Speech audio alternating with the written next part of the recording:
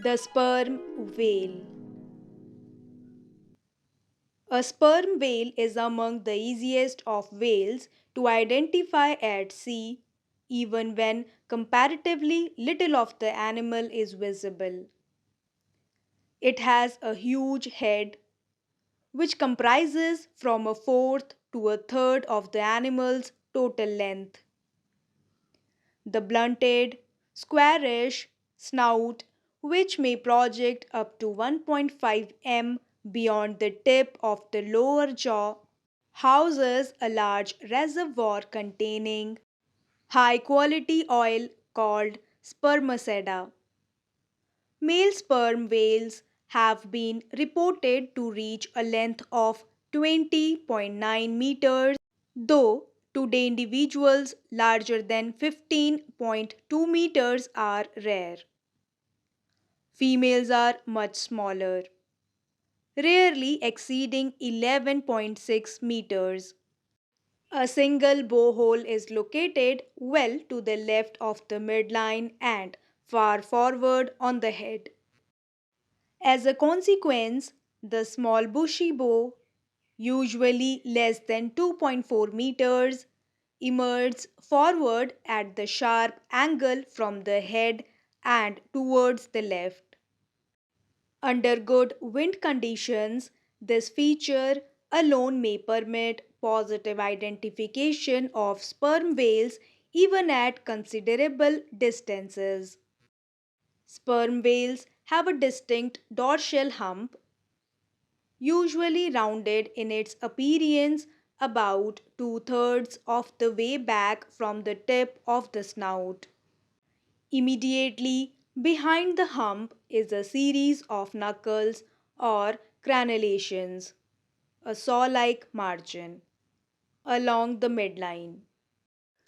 This hump and the crenellations are clearly visible when the animals arch the tail before beginning a dive.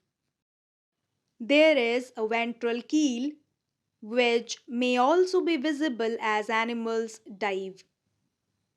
The flukes of sperm whales are broad and triangular in shape, are not concaved, but are deeply notched on the rear margin. They are usually dark brownish gray in color. The body has a corrugated or folded up appearance. The belly and the front of the head may be grayish to off-white. The skin around the mouth, particularly near the corners, is white. The undersides of the flukes and flippers vary in color through numerous shades of browns and brownish grays. Sperm whales may dive to depths in excess of 996.7 meters for periods of an hour or more. As do most whales upon surfacing from a deep dive, sperm whales emit a single explosive blow and then, depending on the length of the dive, may remain on the surface for over 10 minutes and blow more than 50 times before beginning the next dive. Shorter periods on the surface and fewer blows are more common. Females may dive and remain on the surface for shorter periods of time than males. When beginning a deep dive, sperm whales throw their broad, triangular flukes high into the air. They may be found singly or in groups of up to 35 or 40 individuals. Older males are usually solitary except during the breeding season. During the remainder of the year, large groups may be bachelor bulls or nursery schools containing females and juveniles of both sexes. These whales are seldom found in less than 182.9 meters of water. They feed primarily on squid, but may occasionally also take octopuses and a variety of fishes. Because of their distinctive head shape and blow, sperm whales are unlikely to be confused with any other species when they can be closely examined. If only the back and tail flukes are seen. However, sperm whales may somewhat resemble humpback whales.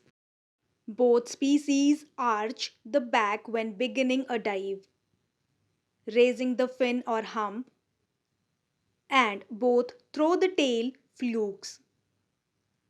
At sea, the head of a sperm whale may also somewhat resemble that of an adult male northern bottlenose whale. But this latter species is lighter brown in color, has a distinct beak and a prominent dorsal fin, and is rarely found south of latitude 42° N. In addition, the blowhole of the northern bottlenose whale is located well back on the head and not on the front. Sperm whales are widely distributed in oceanic areas of the western North Atlantic. They may be encountered from Venezuela north at least as far as the Davis Straits, though they apparently avoid the polar ice fields. Distribution and migrations vary between males and females. Males farther to the north, while females and immature males remain between late 30° and 50° N. Both groups shift northward during spring and summer and return to southern portion of their range in the fall. Adult males arrive off the New England coast in August. Those reaching the Newfoundland and Labrador coasts arrive from the deep sea in August and September. Males are abundant as far north as southeast Greenland and Iceland in summer. Some animals remain as late as November, but the majority migrate south to temperature or tropical waters in the early fall.